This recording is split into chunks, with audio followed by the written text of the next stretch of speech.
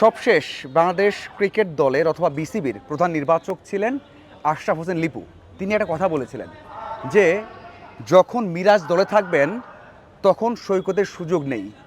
সৈকত যতই ভালো করুক না কেন, যতই যাই করুক না কেন, তার সুযোগ একেবারে নেই। কয়টা মাস গেছে, কয়টা মাস তারপরেই কিন্তু চলে এসেছেন সেখানে সৈকত এবং মিরাজের দলে। যেখানে মিরাজ ক্যাপ্টেন সেখানে সৈকত এসেছেন। মানে এটাই বাংলাদেশের ক্রিকেট। আপনি ইতিবাচক নিতে পারেন, নেতিবাচক নিতে পারেন। ওই সময়ও কথা বলেছি আমি যে এইভাবে বলা ঠিক করেননি, কোনো নির্বাচক এভাবে বলতে পারেন না। দেখুন কয়টা মাস গেছে, সেই সৈকতকে দরকার হয়েছে। কারণটা কি জানেন? ওই জায়গাতে জাকের খেলেছেন, ওই জায়গাতে আফিফকে চেষ্টা করা হয়েছে যখন আফিফ কিচ্ছুই করেননি, তারপরে কিন্তু সফল হতে পারেননি। যে ভাই, বাংলাদেশের মাত্র 5 জন বোলার, 50টা ওভার করার জন্য 5 জন বোলার, আপনি আফিফকে নিচ্ছেন, বোলার নেই। সেই জায়গাতে সৈকত বড় একটা অস্ত্র হতে পারে, বড় একটা শক্তি হতে পারে। দেখুন সৈকত, এই যে ঢাকা প্রিমিয়ার ডিভিশন চলছে, এখানে ব্যাট হাতে 77 গড়, 130-এর মতো স্ট্রাইক রেট এবং বল হাতে 33 রান দিয়ে 2 উইকেট, 23 রান দিয়ে 1 উইকেট।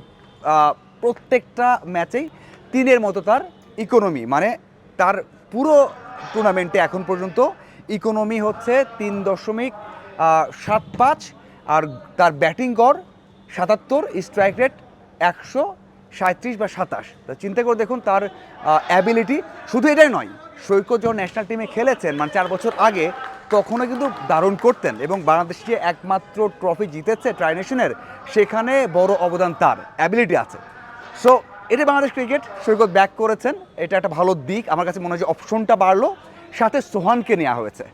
অঙ্কনকে দলে রাখা হয়েছিল সবশেষ সিরিজে, কিন্তু অঙ্কনকে ম্যাচ দেওয়া হয়নি, ম্যাচ খেলতে পারেননি। তার এক্সপিরিয়েন্স বা কম্বিনেশন দেখুন, একটা বিষয় খুব ভালো লেগেছে, সেখানে সাবেক প্রধান নির্বাচক যখন ব্যাখ্যা দিতেন না, এখন প্রধান নির্বাচক হাবিবুল বাশার সুমন সুন্দর করে ব্যাখ্যা দেন। অঙ্কনকে সুযোগ দিতে পারেনি, সেটা স্বীকার করেছেন যে আমরা অঙ্কনকে আর সুযোগ দিতে পারছি না।